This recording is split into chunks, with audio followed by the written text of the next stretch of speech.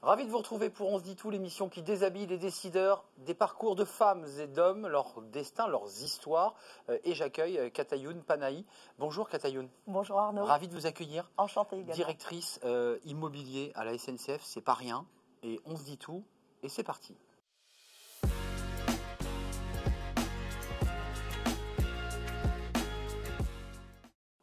Katayoun Panahi, merci d'avoir répondu à notre invitation. C'est un vrai plaisir de vous accueillir dans Ce dit tout, directrice générale de la SNCF IMO. D'abord, quelques mots sur votre parcours, sur votre histoire personnelle. Vous êtes né en Iran. Qu'est-ce que vous gardez de ce pays? La langue? Absolument, je suis née en Iran, j'y ai vécu jusqu'à l'âge de 8 ans. Et donc j'ai gardé évidemment ma langue maternelle, même si aujourd'hui je maîtrise beaucoup moins bien le persan que le français, malheureusement pour moi. Et puis surtout, j'ai gardé la culture, les traditions, l'histoire de cette magnifique civilisation. Immense histoire. Ça dit quoi de votre parcours? Jusqu'à 8 ans, vous êtes immergé dans ce pays, l'Iran, qui va connaître un basculement, une rupture. Il faut réapprendre une langue, il faut se réinventer un nouvel espace, une nouvelle vie. C'est pas rien quand on est une petite fille. C'est vrai, mais ça permet aussi de développer des capacités d'adaptation, des capacités d'intégration aussi. Moi, c'est vrai que les souvenirs que j'ai de mes premiers cours à l'école primaire en France sont encore très prégnants. Et, ça, on ne l'oublie pas. Non, absolument, on n'oublie pas. Non, moi, je me souviendrai toujours de mon premier cours de mathématiques. J'étais en CE2, la maîtresse était devant le tableau. Je ne comprenais sans doute pas un seul mot de ce qu'elle disait. Et elle répétait division euclidienne, division euclidienne. Et la première chose que j'ai faite en rentrant à la maison, c'était de regarder qu'est-ce que voulait dire euclidien. Euclide, qui était Euclide? C'est génial. Et vous avez découvert, voilà, exactement. Vous avez découvert notre langue finalement au départ par les maths. Enfin, en tout cas, c'est ce que vous décrivez là. C'est ce cours-là dont je me souviens plus particulièrement, mais j'ai découvert la langue française par tous les biais. Évidemment, c'est aussi une culture fantastique et ça m'a permis surtout de découvrir les fondements de la République. L'école de la République, c'est sans doute ce qui m'a formée. Vous êtes un produit de cette école? Je suis un produit de la méritocratie, de l'école républicaine à la française, à laquelle je dois beaucoup et à laquelle j'ai voulu rendre aussi, à travers mon parcours, ce qu'elle m'avait apporté. Ça a été difficile parce qu'on m'a parlé aussi de votre alternance, cabinet ministériel, puis ensuite on parlera de votre poste stratégique SNCF IMO, mais ça a été dur, c'était un parcours du combattant de s'imposer, alors d'abord parce que d'origine étrangère, puis femme, parce qu'il y a aussi cet enjeu, il faudra qu'on en parle. Est-ce que ça a été difficile? Je ne peux pas véritablement dire que ça a été difficile. Je pense au contraire que ça a pu aussi m'offrir énormément d'opportunités. En tout cas, ça a été un moteur formidable, un carburant formidable aussi, qui a certainement boosté ma volonté et ma persévérance, qui a forgé mon caractère. Cabinet, d'abord les Hauts-de-Seine, puis cabinet ministériel. Comment ça se passe? Comment on bascule? Comment on arrive dans un cabinet ministériel? On vous repère? On dit elle se débrouille très très bien, elle est extrêmement... Comment ça se passe? Comment ça s'est passé? Ça, c'est un peu comme l'institutrice. Le premier jour, ça on ne l'oublie pas, le moment où vous dites je vais rentrer dans un cabinet ministériel.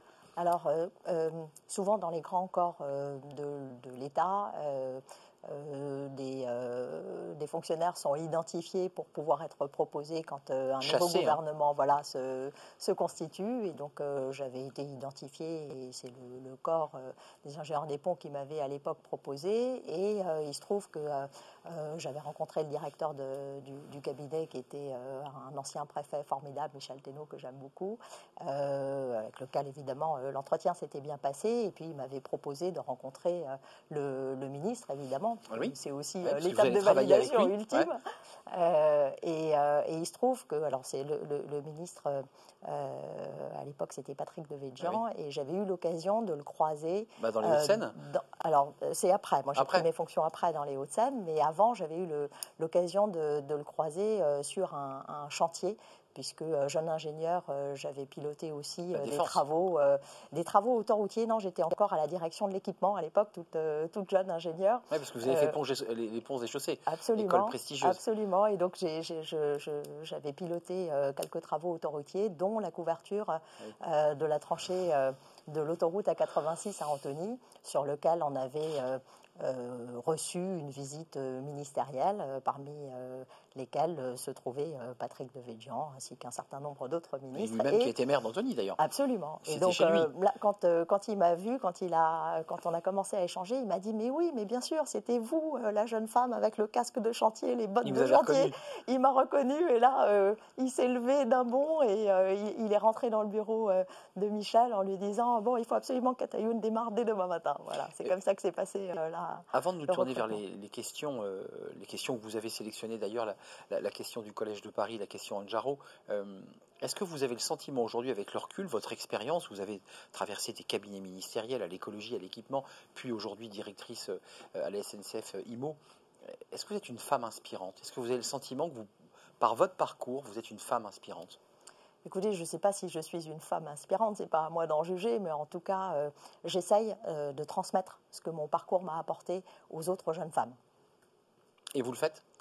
J'essaye autant de faire votre vie quotidienne? Absolument, dans ma vie quotidienne, à mon entourage, à mes filles, hein, puisque je suis maman de 2 jeunes filles.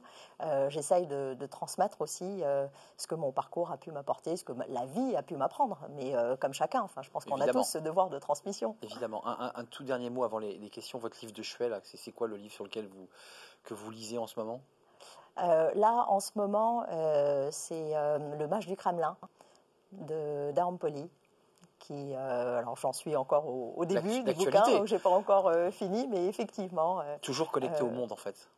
Connecté au monde, mais parce que c'est notre quotidien. On a tous besoin d'être connectés au monde dans un monde qui désormais est très globalisé, mondialisé, et dont on perçoit sans doute aussi maintenant les quelques effets pervers de cette mondialisation.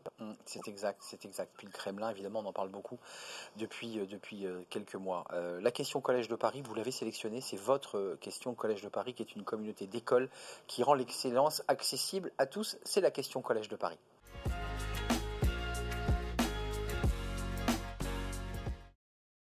Vous avez choisi la question relative à la période Covid. Ça, c'est intéressant parce que période Covid dans laquelle nous sommes doucement en train de réentrer, même si les hôpitaux ne sont pas engorgés, on a aujourd'hui une augmentation du nombre de cas. Ça a été compliqué pour les jeunes, cette période Covid. Quelles actions concrètes vous avez mises en place justement, vous, et comment vous voyez les choses pour les mois et pour ne pas dire les années à venir, parce que j'ai le sentiment qu'on va vivre avec le Covid pendant encore très longtemps. C'est vrai que la période du Covid a été difficile pour tout le monde, mais sans doute très particulièrement pour les jeunes. Et donc, au sein de l'entreprise SNCF, nous avons cherché à mettre en place des actions, à la fois des actions immédiates pour répondre aux besoins des jeunes. C'est ainsi que nous avons transformé certains de nos sites, comme le site de Ground Control à proximité de la gare de Lyon, où on a organisé à la fois une distribution de colis alimentaires, mais aussi on a mis en place un certain nombre de services à destination des jeunes pour répondre à leur situation de précarité et de souffrance psychologique pour certains. Donc on avait, pendant que les jeunes attendaient et faisaient la queue pour récupérer leur colis, il y avait un DJ qui mettait de la musique pour que ça se passe dans une ambiance conviviale et pour les détendre et leur changer aussi les idées.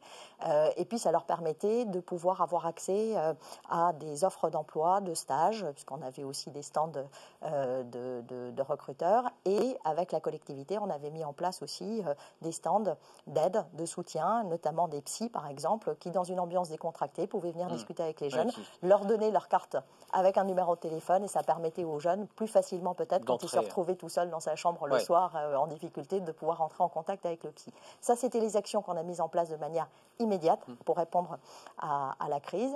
Et sur la durée, plus long terme, on a un certain nombre d'actions. L'égalité des chances, comme vous le savez, est au cœur de l'ADN de l'entreprise SNCF.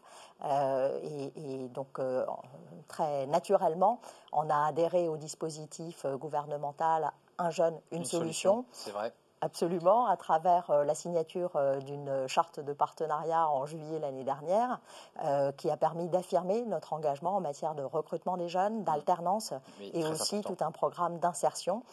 En matière d'alternance, par exemple, on a créé de nouvelles formations en alternance sur des métiers sur lesquels nous avons des besoins croissants, notamment par exemple opérateurs de maintenance électrotechnique, conducteurs de tram-train, etc.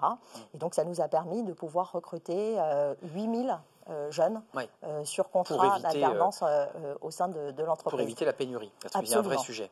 Il y a un vrai sujet. Et alors, plus spécifiquement sur le champ de l'immobilier, évidemment, là aussi, le vôtre. qui est le nôtre, on intervient pour répondre aux besoins des jeunes sur la durée. Là, je ne parle plus des besoins immédiats, mais sur la durée, notamment en construisant, en réalisant des programmes de logement étudiants, des résidences étudiants, et on les travaille à la fois qualitativement avec les futurs gestionnaires de ces résidences pour essayer de répondre au mieux aux besoins en matière d'animation de services adaptés pour ces jeunes, mais aussi quantitativement en essayant d'accroître l'offre. Et nous avons créé plusieurs centaines de logements, notamment en Île-de-France où les besoins sont accrus. Donc sur des emprises foncières de la SNCF. Absolument, donc sur l'île Saint-Denis en Seine-Saint-Denis, à Saint-Germain-en-Laye dans les Yvelines, et à Paris, là, cette année, nous livrons dans le 19e l'île aux Fertiles, dans le 20e rue Piat, et l'année prochaine aussi rue Poissonnier dans le 18e. Katayoun Panahi, on passe à la question d'Anne Jarot, parce qu'on ne le dira jamais assez, la SNCF, c'est évidemment des trains qui roulent, mais c'est aussi des terrains aux abords des espaces ferroviaires, parce que c'est vos prérogatives et votre mission. Question d'Anne Jarot, qui est la start-up, vous le savez, qui vous aide à gérer de manière agile vos remplacements pour faire face tout simplement à des effectifs urgents ou des sous-effectifs urgents. C'est la question d'Anne Jarot.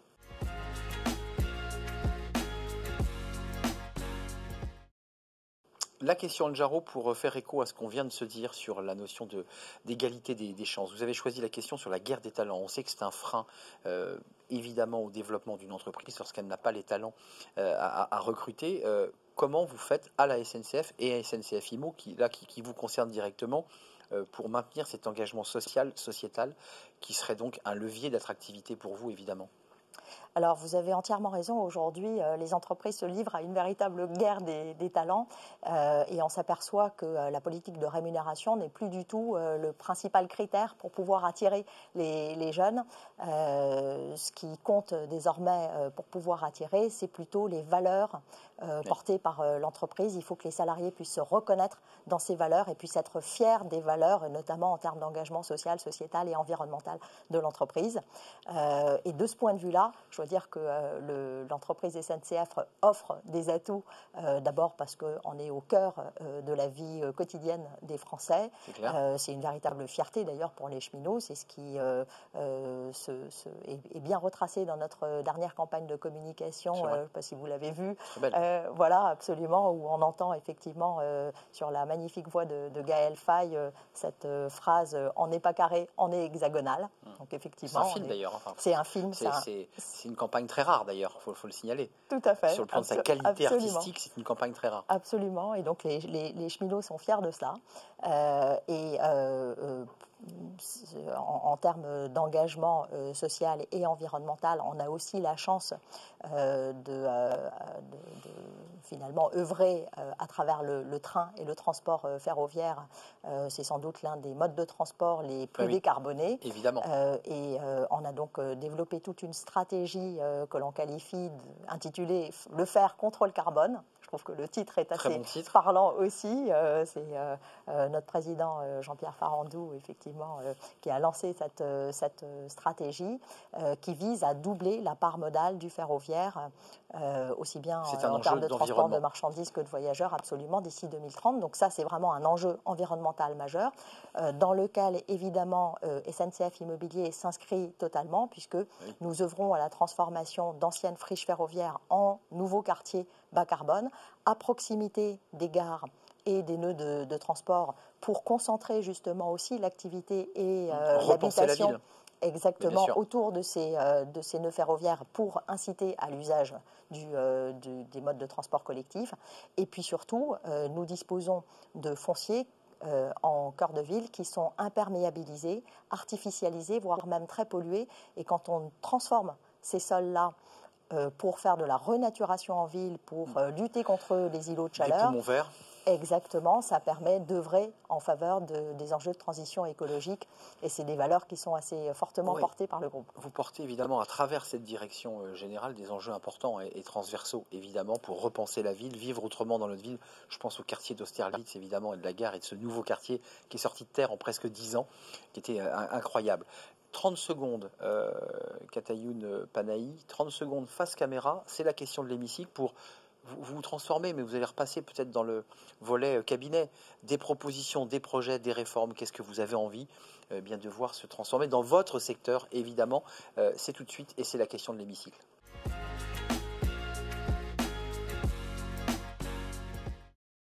Vous avez la parole pour vous exprimer face caméra. Eh bien, écoutez, si j'avais une suggestion à formuler aux législateurs, ce serait de nous donner les moyens d'inventer la ville de demain, celle dans laquelle les générations futures auront plaisir à pouvoir habiter et vivre.